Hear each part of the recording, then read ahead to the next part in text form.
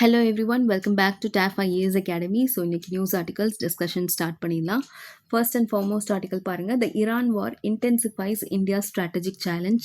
S, editorial article. Actually இன்னைக்கு news பேப்பரில் நமக்கு மேக்ஸிமம் எடிட்டோரியல் வந்து வெஸ்ட் ஏஷியா கிரைசிஸ் பற்றி தான் ஃபோக்கஸ் பண்ணியிருப்பாங்க. So this is a first article that we are going to see. And then we have the lesson is national security cannot be outsourced. So ரெண்டுமே நமக்கு Iran issue பற்றியும் and how it connects with India or how it relates to India's national security அப்படிங்கிறது தான். Okay, so ரெண்டை combine பண்ணி தான் நம்ம இன்னைக்கு பார்க்க போகிறோம். ஓகே, ஃபர்ஸ்ட் ஆஃப் ஆல் உங்களுக்கே தெரியும் Iran war or west Asia crisis யாருக்கும் நடுவில் நடந்துட்டு இருக்கு. Iran, Israel and the US, right? So Iran is fighting both Israel and US. And மேஜராக இப்போ அதோட எஸ்கலேஷன் எந்த அளவுக்கு போயிருக்கு. Iran's attacks on energy infrastructure, oil depots and military bases. Yes, பார்க்குறோமா? நமக்கு யூஎஸ் உடைய அமெரிக்கன் பேசஸ், மிலிட்ரி பேசஸ் எந்தெந்த கண்ட்ரீஸ்லாம் இருக்கோ அங்கெல்லாம் வந்துட்டு நமக்கு ஈரான் வந்து அட்டாக் பண்ண ஸ்டார்ட் பண்ணியிருக்காங்க அப்படிங்கிறது பார்க்குறோமா? எஸ். அண்ட் ஸ்ட்ராட்டஜிக் லொக்கேஷன் நமக்கு strait of Hormuz, global oil supply அது வழியாக தான் வருது. ஆல்மோஸ்ட் 20% மேலே நமக்கு ஆயில் சப்ளை அங்கேருந்து வருது. அது வந்து பிளாக் பண்ணி வச்சுருக்காங்க ஈரான். எஸ், என்ன சொல்கிறாங்க ஆத்தர் அப்படின்னா, the war is not only military but also ideological, targeting Iran's regional influence. ஈரானுடைய ஐடியாலஜி, அதாவது இந்த வார் வந்து இஸ்ரேல் வந்து எக்ஸிஸ்டென்ஷியல் த்ரெட்டாக இருக்குது அப்படின்றத கோட் பண்ணியிருப்பாங்க. கரெக்டாக, டு ரிமூவ் எக்ஸிஸ்டென்ஷியல் த்ரெட் அப்படின்னு சொல்லி தான் இந்த வாரை வந்து டார்கெட் பண்ணியிருப்பாங்க. அண்ட் மேஜராக அவங்க கோட் பண்ண ரீசன் என்ன?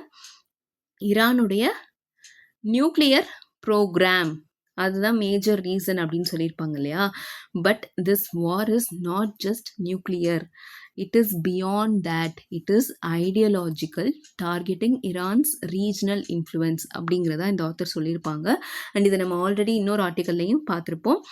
எஸ், அகெயின் இதை ரீட்ரேட் பண்ணி சொல்லியிருக்காங்க. ஈரானில் ஐடியாலஜி சேஞ்ச் ஆகுறதுக்கும் and also to initiate regime change தான் இந்த வாரே வந்து யூஎஸும் சரி இஸ்ரேலும் சரி கண்டக்ட் பண்ணிட்டு இருக்காங்க அப்படின்னு சொல்கிறாங்க. ஓகே, அண்ட் மோஸ்ட்லி பார்த்தீங்கன்னா இந்த வாரில் யூஎஸும் சரி ஈரானும் சரி நமக்கு மெயினாக லைக் ஆன் ஃபுட் சோல்ஜர்ஸை வந்து ஈரானுக்கு அனுப்பி சண்டையை வந்து தீவிரப்படுத்துகிற முயற்சியில் ரெண்டு கண்ட்ரீஸுமே இன்னும் வந்து இறங்கலை. கரெக்டாக அவங்க அது இறங்குறதுக்கான அறிகுறியுமே இல்லை.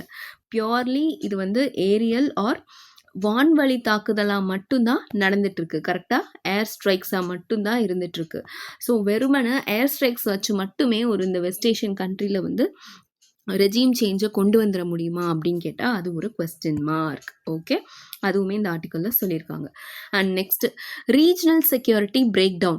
கல்ஃப் கண்ட்ரிஸ் பொறுத்த வரைக்கும், ஏன்னா நீங்கள் ஒரு விஷயம் யோசிச்சிங்களா, ஏன் எதுக்காக வந்து யூஎஸோடைய மிலிட்ரி பேசஸ்லாம் இந்த சவுதி அரேபியாலேயோ இல்லை யூஏஇலேயோ இல்லை இந்த குவைத்லேயோ கத்தார்லேயோ யூஎஸோட மிலிட்ரி பேசஸை எதுக்கு வச்சுருக்காங்க? இந்த கல்ஃப் கண்ட்ரீஸ்லாம் எதுக்கு வந்து யூஎஸை வந்து ப்ரொடெக்ஷனுக்கு இது பண்ணுறாங்க அப்படின்னு பார்த்தீங்கன்னா, it has its own historical background. உங்களுக்கே தெரியும், நமக்கு 1979, 80 அந்த டைமில் வந்து ஈரான் ரெவல்யூஷன் நடந்திருக்கும். ஸோ அந்த டைமுக்கு அப்புறம் தான் நமக்கு யூஎஸ் வந்துட்டு செக்யூரிட்டி ப்ரொடெக்ஷன், நான் உங்களுக்கு பாதுகாப்பு தரேன், கல்ஃப் கண்ட்ரீஸ் கிட்ட சொல்லுவாங்க, நான் வந்து உங்களுக்கு பாதுகாப்பு தரேன், உங்களுக்கு வந்து எந்த கண்ட்ரீஸோட ஏதாவது ஒரு பிரச்சனை அப்படின்னாலும் யூஎஸ் வந்து தங்களுடைய நேஷனல் இன்ட்ரெஸ்ட், தங்களுடைய செக்யூரிட்டி இன்ட்ரெஸ்டாக எடுத்துக்கிட்டு ஈவன் மிலிட்ரியை சென்ட் பண்ணுறது கூட தயாராக இருக்கும் அப்படிங்கிற ஒரு கேரண்டியை வந்து கொடுத்துருப்பாங்க. ஓகே, ஸோ ஹிஸ்டாரிக்கலி இது வந்து இருக்குது. பட் உங்களுக்கே தெரியும், ஈரான் வந்து யூஎஸோடைய மிலிட்ரி பேஸஸை டிரெக்டாக இந்த கல்ஃப் கண்ட்ரீஸ்லேயே அட்டாக் பண்ண ஆரம்பிச்சிட்டாங்க. ஸோ யூஎஸோடைய செக்யூரிட்டி அரேஞ்ச்மெண்ட் இவ்வளோ வீக்காக இருக்குது அப்படிங்கிறத இந்த ரீசன்ட் அட்டாக்ஸ் வந்து எக்ஸ்போஸ் பண்ண ஆரம்பிச்சிருச்சு. And missile interceptors and defence systems in Gulf states are limited and over stretch. So நம்ம வந்து இதுக்கப்புறம் வந்து யூஎஸை டிபெண்ட் பண்ணி இருக்கலாமா, யூஎஸ்க்கு வந்து நம்மளுக்கு வந்து பாதுகாப்பு கொடுக்க முடியுமா யூஎஸ்னால அப்படிங்கிற ஒரு மேஜர் கொஸ்டின் வந்து இந்த கல்ஃப் கண்ட்ரீஸ்க்கு இப்போ வந்து வந்திருக்கும். ஓகே, ஏன்னா இப்போ நடந்திருக்கக்கூடிய அட்டாக் வந்து அந்த மாதிரி. ஏன்னா ஈரான் வந்து நமக்கு வெனிசுலா மாதிரி கிடையாது. ஈரான் வந்து நமக்கு வெனிசுலா மாதிரி கிடையாது. They are hitting back. Yes, and also they are hitting back strategically. அதுதான் மேஜராக நம்ம பார்க்க வேண்டியது. ஓகே, ஸோ இந்த இடத்துல அந்த gulf countries have to rethink their dependence on US for their security. Okay, and then impact on global and regional politics. இது நமக்கே தெரியும். நம்ம நிறைய நியூஸில் நிறைய இடத்துல நிறைய ஆர்டிகல்ஸில் டிஸ்கஸ் பண்ணிட்டோம். ஆயில் ப்ரைஸ் இன்க்ரீஸ் ஆகுது, கரெக்டாக குளோபல் எனர்ஜி மார்க்கெட் வந்து டிஸ்டர்ப்ட் ஆகுது, எல்பிஜிக்கு ஸ்ட்ரகிள் பண்ணுறோம், நேச்சுரல் கேஸுக்கு ஸ்ட்ரகிள் பண்ணுறோம். எஸ் இருக்கா, ஃபர்டிலைசர் கூட நமக்கு இஷ்யூ ஆகுது பார்த்தோமா. அண்ட் இந்த மாதிரி வெஸ்ட் ஏஷியாவில் இன்வால்வ் ஆகுது யூஎஸ் அப்படின்னா that could be a cake work for China and Russia. They May gain strategic advantage if the US becomes distracted. ஏன்னா நமக்கு இன்னொரு பக்கம் ரஷ்யன் க்ரூடுக்கும் டிமாண்ட் ஜாஸ்தி ஆகுது. எஸ், அண்ட் இன்னொரு பக்கம் சைனாவும் இந்த இடத்துல வந்துட்டு அவங்களோட சப்போர்ட்டை ஈரானுக்கு வந்து தெரிவிச்சிருப்பாங்க. எஸ், இந்த மாதிரி வந்து நிறைய இஷ்யூஸ் வந்து யூஎஸ்க்கு தான் அகெயின் பேக் ஃபயர் ஆகுற மாதிரி நடக்குது. அண்ட் அப்பார்ட் ஃப்ரம் தட் நமக்கு சவுதி அரேபியா, டர்க்கி அண்ட் மற்ற நாடுகள்லாம் கூட இந்த ஸ்ட்ராட்டஜிக் வேக்குவமை ஃபில் பண்ணுறதுக்கு அட்டெம்ப்ட் பண்ணலாம். ஓகே, ஸோ என்ன நடக்குது தெரியுதா? யூஎஸ் வந்து ஈரானில் ஃபோக்கஸ் பண்ணி நிறைய விஷயங்களை விடுறதுக்கான வாய்ப்பு இருக்குது. சைனா அண்ட் ரஷ்யா அந்த இடத்துல வந்து ரைஸ் ஆகிறதுக்கான சான்சஸ் நிறையா இருக்குது அப்படிங்கிறத சொல்கிறாங்க. அண்ட் தென் இந்தியா பொறுத்த வரைக்கும் என்ன? எஸ், வெஸ்ட் ஏஷியாட்டேருந்து நமக்கு எனர்ஜி இம்போர்ட் இருக்கா, ட்ரேட் ரூட் இருக்கா. ஸோ நமக்கு ஆயில் சப்ளை எஃபெக்ட் ஆகுது. And apart from that almost ஒரு 10 மில்லியன் பீப்புளுக்கு மேலே அங்கே இருக்காங்க. அவங்களுடைய சேஃப்டி வந்து கேள்விக்குறியாகுது. அண்ட் ரீஜனல் டிப்ளமேசி, இந்த இடத்துல நம்ம எல்லார்கிட்டையும் வந்து ஒரு பார்ட்னர்ஷிப் இருக்குது, நம்மளுடைய ஸ்ட்ராட்டஜிக் அட்டானமின்னு இருக்குது அந்த இடத்துல. ஸோ அந்த ரீஜனல் டிப்ளமேசி அப்படிங்கிறது அஃபெக்ட் ஆகுது. ஸோ இந்தியா வந்து இந்த இடத்துல வந்து ஈரான் கூடயும் சரி, இஸ்ரேல் கூடயும் சரி, மற்ற கல்ஃப் கண்ட்ரீஸோடையும் சரி, யூஎஸ் கூட இப்போ தான் நம்ம ரீசெண்டாக ட்ரேட் டீல் சைன் பண்ணோம், சரியா? அப்போ அது எல்லாத்தையுமே ஒரு பேலன்ஸ்டு இதில் வந்து கொண்டு போகிறதுக்கான வாய்ப்பு ஆர் கொண்டு போகிறதுக்கான சிச்சுவேஷனில் இப்போ நம்ம இருக்கோம். India is literally walking on a tight rope. ஏன்னா இஸ்ரேல் கிட்டேருந்து தான் நம்ம ஆர்ம்ஸ் இம்போர்ட் பண்ணுறோம். எஸ், ஈரான் வந்து நமக்கு சபாஹர் போர்ட்டுக்கு வேணும். And also energy import, strait of Hormuz பற்றி பேசிகிட்டு இருக்கோம் இல்லையா? எஸ், அது தென் கல்ஃப் கண்ட்ரீஸ் நமக்கு சவுதியாக இருக்கட்டும், இல்லை யூஏஇயாக இருக்கட்டும், ரீசெண்டாக தான் நம்ம ஸ்ட்ராட்டஜிக் பார்ட்னர்ஷிப் அக்ரிமெண்ட்லாம் வந்து நிறைய சைன் பண்ணியிருப்போம். அண்ட் யூஎஸ் கூட இப்போ ரீசெண்டாக ட்ரேட் டீல் சைன் பண்ணியிருக்கோம். ஸோ இந்த மாதிரி ஒவ்வொரு கண்ட்ரிலையும் நம்ம நேஷனல் இன்ட்ரெஸ்ட்க்கு ஏற்ற மாதிரி நம்மளுடைய தேவைகள் அப்படிங்கிறது இருக்குது.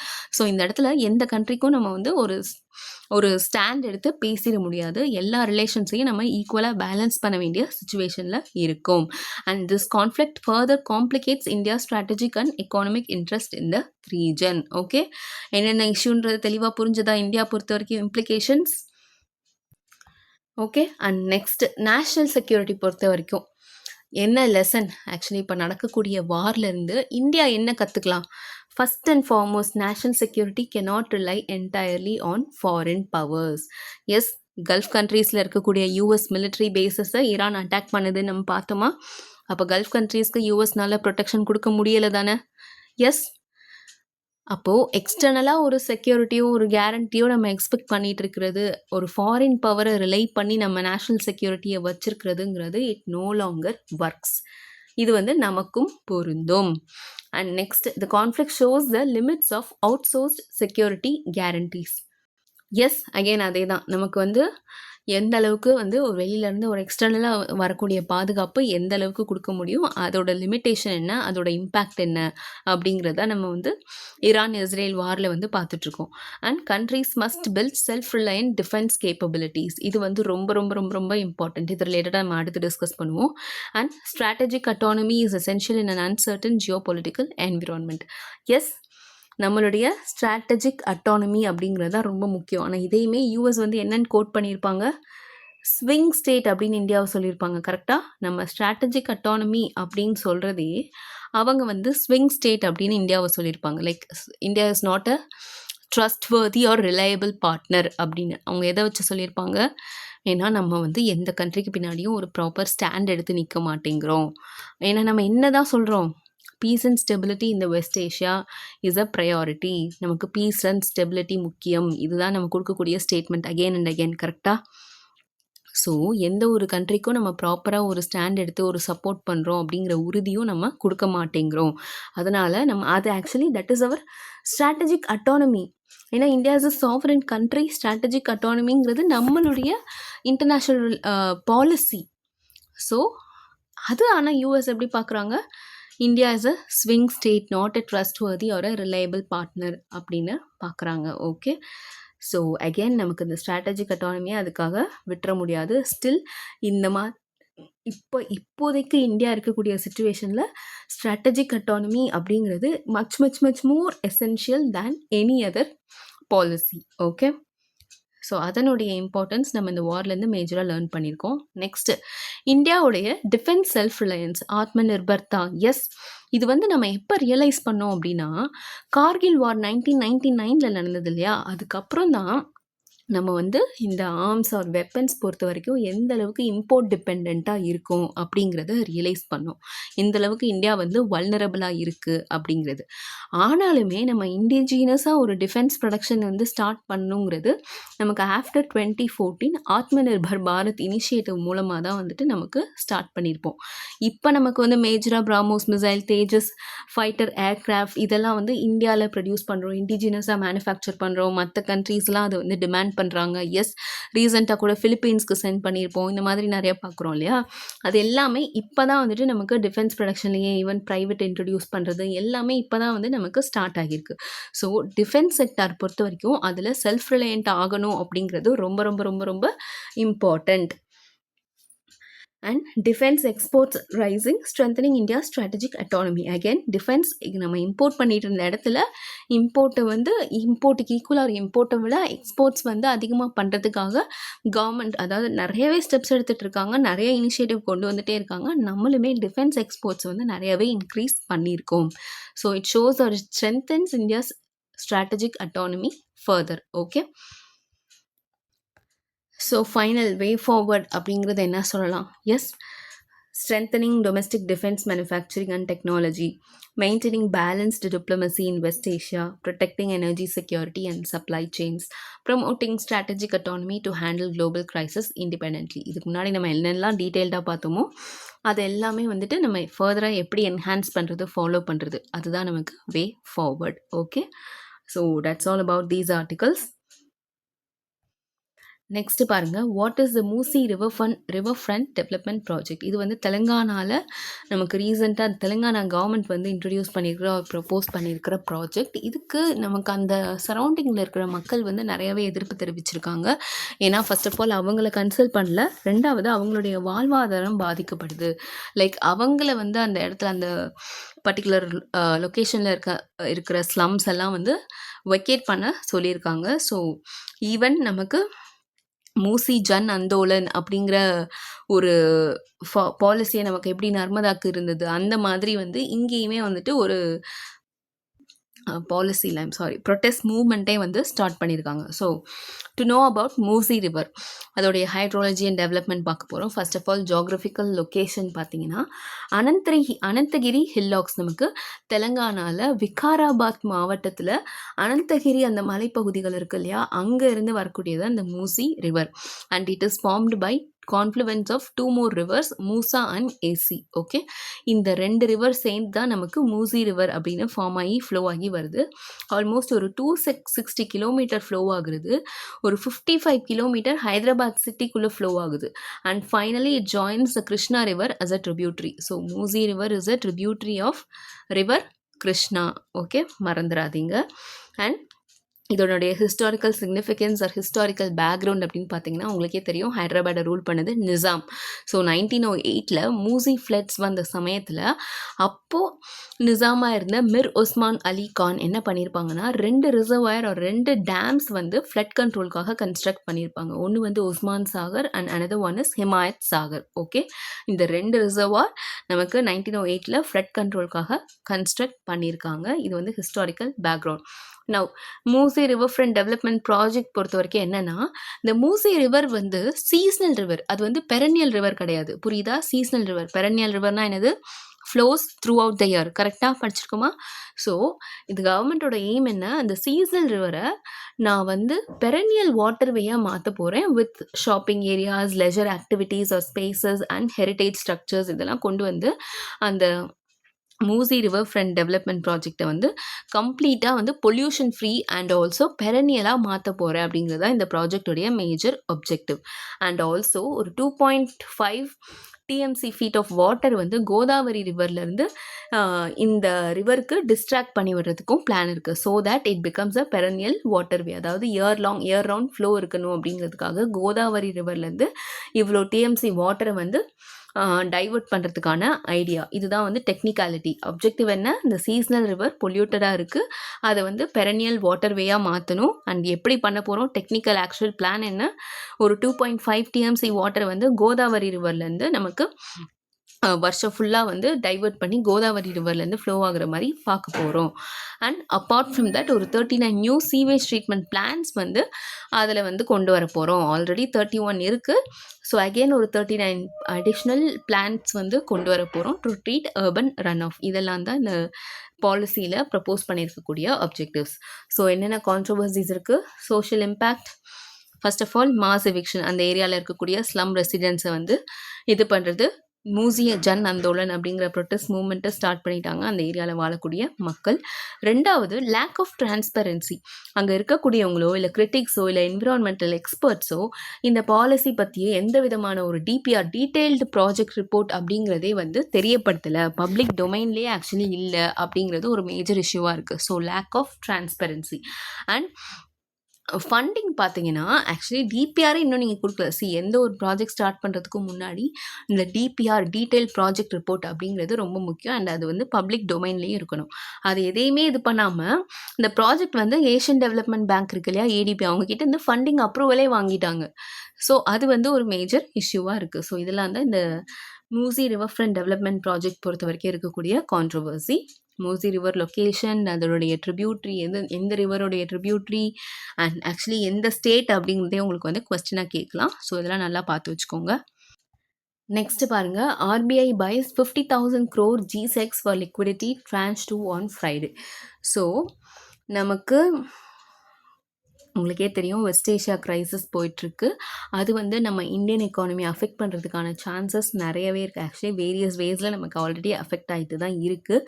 பட் அதை வந்து ஆர்பிஐ வந்து ஒரு விதமாக டேக்கிள் பண்ணுறதுக்காக எடுக்கக்கூடிய இந்த money market instrument or monetary policy tool தான் இந்த OMO or open market operations. இதில் என்ன பண்ணுவாங்கன்னா, RBI will inject liquidity or inject money in the banking system. So OMO அப்படிங்கிறது என்னது, buying or selling government securities or G-Secs.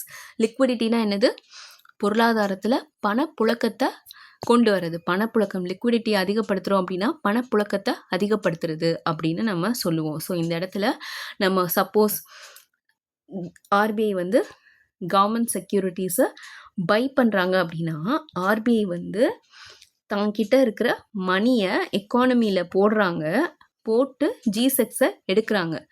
Okay, so அப்போ liquidity infuse பண்ணுறாங்க, மணியை வந்து எக்கானமியில் போடுறாங்க. அப்போ மணி வந்து வரப்போகுது. சப்போஸ் கவர்மெண்ட் செக்யூரிட்டிஸை வந்து ஆர்பிஐ செல் பண்ணி எக்கனாமி அந்த பொருளாதாரத்தில், அதாவது மார்க்கெட்டில் இருக்கக்கூடிய மணியை எடுக்கிறாங்க அப்படின்னா ஆர்பிஐ வந்து லிக்விடிட்டியை வந்து குறைக்கிறாங்க, மணி சப்ளையை குறைக்கிறாங்க அப்படின்னு அர்த்தம். ஸோ ஆர்பிஐ மணி சப்ளையை இன்க்ரீஸ் பண்ணணும் அப்படின்னா G-Secs வாங்கி பணத்தை உள்ளே போடுவாங்க. இல்லை மணி சப்ளையை குறைக்கணும் அப்படின்னா பணத்தை உள்ளே போடாமல் G-Secs வந்து நமக்கு உள்ளே போடுவாங்க. ஓகே, G-Secs உள்ளே போட்டு பணத்தை எடுத்துருவாங்க. ஸோ புரியுதா? Injecting liquidity. By buying G-Secs from banks, the RBI releases cash into the system so that banks can lend. Okay, to offset in a purpose to offset liquidity crunches caused by advanced tax outflows and ensure banks have sufficient funds for lending. And economic context பொறுத்த வரைக்கும் உங்களுக்கே தெரியும், rupee வந்து has hit a record low of 92.36. ஒரு US டாலருடைய இந்தியாவின் மதிப்பு கரெக்டாக west Asian வார்னால. And இப்போ வந்து நமக்கு crude oil price $110 per barrel வந்து க்ராஸ் பண்ணி போயிட்டுருக்கு. ஸோ இதெல்லாம் ஹேண்டில் பண்ணுறதுக்காகவும் and also stabilising interest rates and support growth amidst global geopolitical uncertainty. Market stabilisation and rupee pressure இது ரெண்டையும் ஹேண்டில் பண்ணுறதுக்காக ஆர்பிஐ எடுக்கக்கூடிய ஒரு விஷயம்தான் OMO, open market operations. And நமக்கு இது ரிலேட்டடாக 2013 PYQ இருக்குது. இந்த context of Indian economy open market operations refers to. Yes, correct option எங்கே இருக்குது? Option C, purchase and sale of government securities by the RBI.